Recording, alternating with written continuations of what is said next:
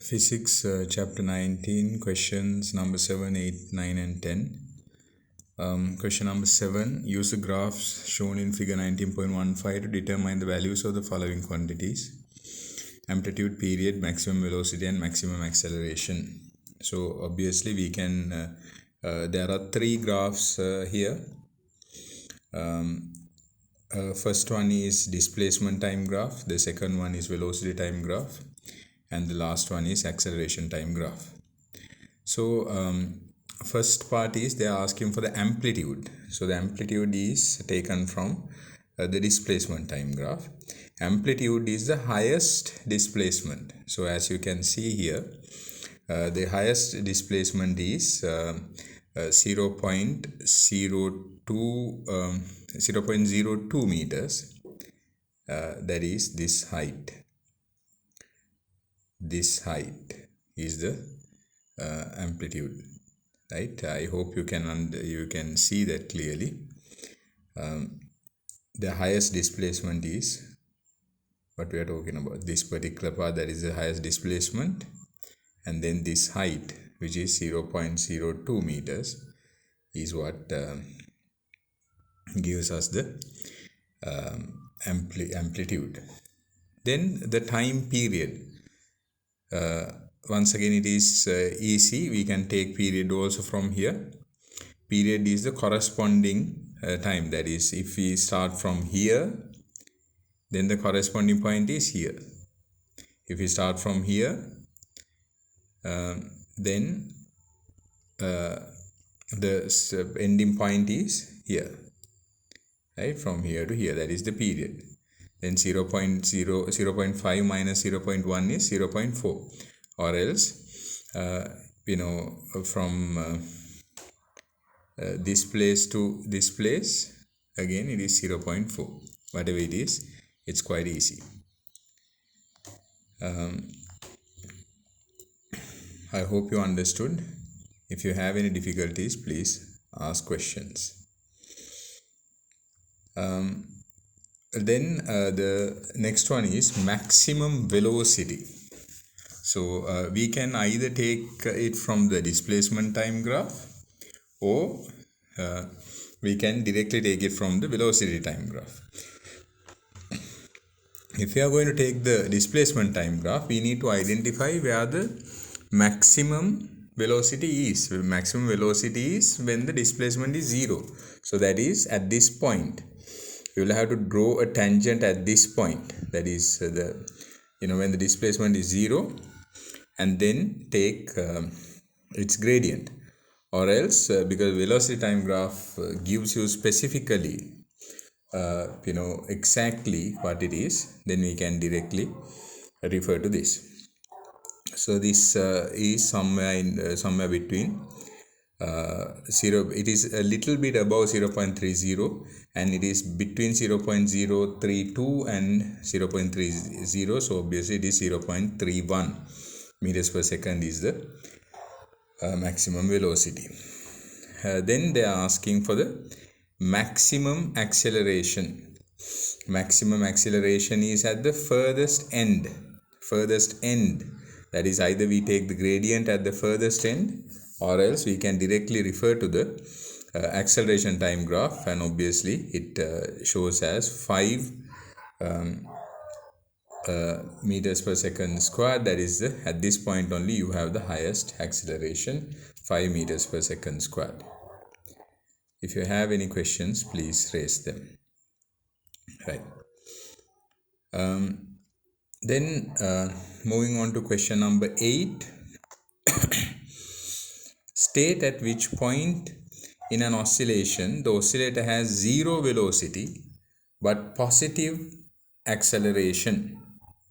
State at what point in an oscillation the oscillator has 0 velocity but positive acceleration. Let's go back to the graphs.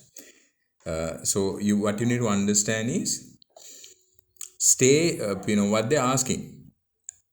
In the oscillation, there is a specific point. It has 0 velocity. 0 velocity is, where do we have 0 velocity? At the extreme ends, right? The left or the right, it has extreme ends. Then velocity is positive towards right, right?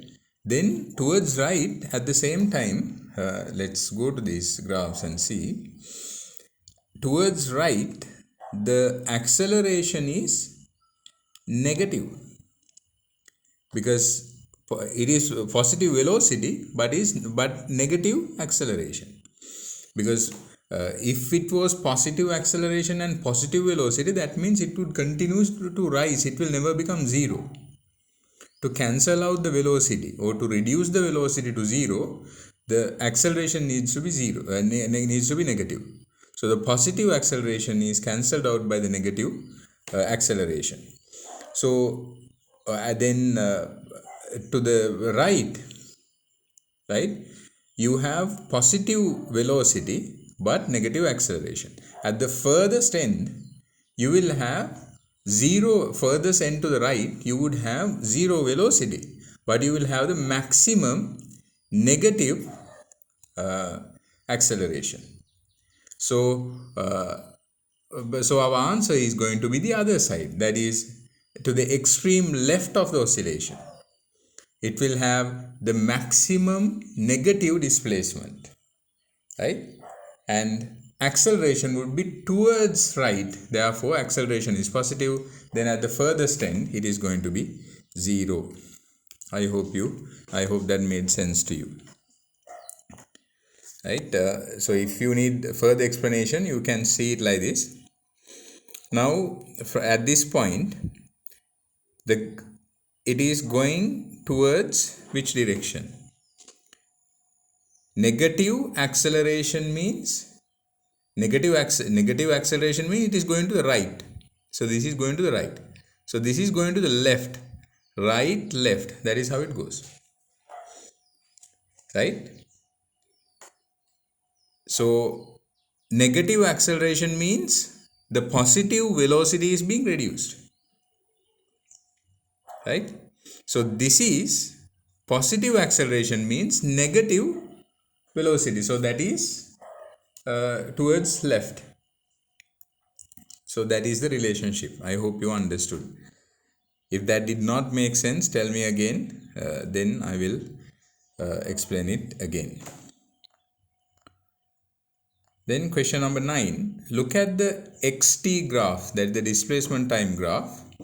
When t equals 0.1 seconds, what is the gradient of the graph? State the velocity at this instant, right? Look at the xt graph of figure 19.15. When t equals 0.1 seconds, what is the gradient of the graph? State the velocity of the at this instant. So it is a displacement time graph. Obviously, in a displacement time graph, the gradient gives you the velocity. So at 0.1, t equals 0.1, that means at this point, what is its gradient? You have to draw a straight line then. A straight line parallel to the x-axis would have zero gradient. How? Why? X difference divided by y difference. Y difference is 0. So the answer is going to be 0. So the gradient is 0. As a result, velocity is also 0. I hope that made sense. Right. Then moving on to the next question. Question number 10. Figure 19.16, that is this graph, shows the displacement time xt graph for an oscillating mass. Use the graph to determine the following quantities. The velocity in centimeters per second when t equals 0 seconds. So t equals 0 seconds means at this point. Then again, that point, the gradient, when you draw the tangent to the curve, it would be a straight line. As a result, the velocity would be y difference over x difference.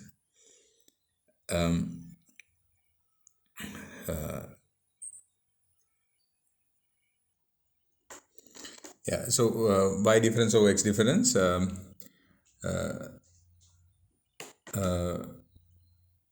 y difference is 0, x difference is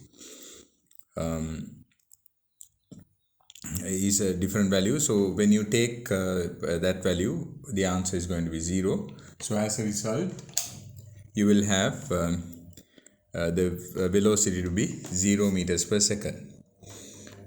Please remember, I may have made a mistake earlier when explaining how to find the gradient. Gradient is found by dividing the difference in height, that is the y coordinates, by the difference in the x coordinates. So it has to be that relationship, right? Y divided by x.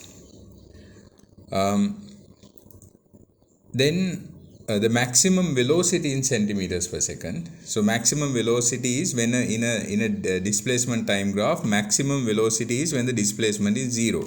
So that means at this point, so you will have to draw a tangent to the curve at that point, something like that, and then find its gradient. Then when you take y difference over x difference, you can actually extend this to the to far ends and see at this point and this point, y difference divided by x difference, you would get somewhere around 47 centimeters per second. 47 centimeters per second would be your answer. That is, you can actually take let me draw that again clearly.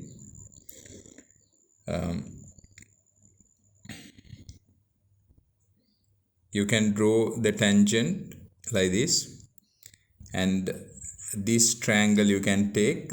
So this height would be about 47 divided by this length is 1, so that is 47 meters per second.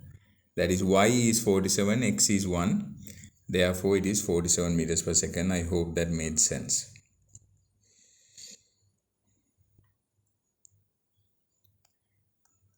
Then that is the maximum velocity. Then maximum acceleration. Maximum acceleration is at the furthest end, right? At the central point or at the resting position, it would have a 0 acceleration. So maximum acceleration is at the furthest end. How do you find the acceleration? What is the equation for acceleration? Change in velocity divided by time taken. Change in velocity divided by time taken can be used. Or else you can draw the VT graph using this and then find the gradient of that, right?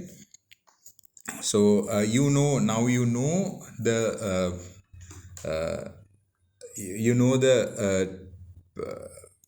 all the details that are needed here. You know the maximum velocity, right? You know the gradient. But here specifically they are asking the acceleration in centimeters per second when t equals 1 seconds. So you don't actually have to go for that. Go and draw the VT graph or AT graph. You can think what happens at that specific point when t equals 0 seconds. When t equals 0 seconds, that is at this point, it would be, that is the highest displacement. So now if the object's resting position is this, it would be going to the right and going to the left, right? So these are the two extreme ends that it would be traveling to.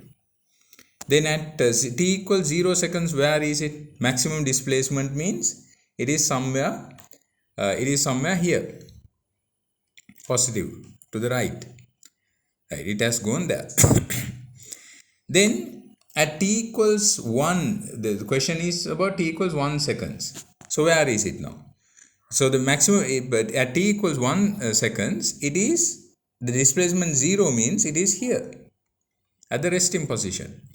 What you need to understand is the object would have now when the further it goes, it accelerates, you know, in the when it goes here, it actually decelerates, and it would reach the highest acceleration at the extreme ends, right? You saw that in the graphs that we discussed earlier. It has the highest accelerations here, so the maximum acceleration is at the furthest end. Then when it comes back to this position, it doesn't accelerate, neither does it decelerate. So what happens here? So it would have an acceleration of 0 meters per second squared, right? So those are the details that you need to understand. Maybe I don't know whether I have confused you, because I tried to put more and more details as you know, to make sense, but perhaps it might have been too much information. What you need to understand is, at the two extreme ends, you would have zero velocity but maximum acceleration. Then at the central point, you would have maximum velocity but zero acceleration, right? I hope that made sense.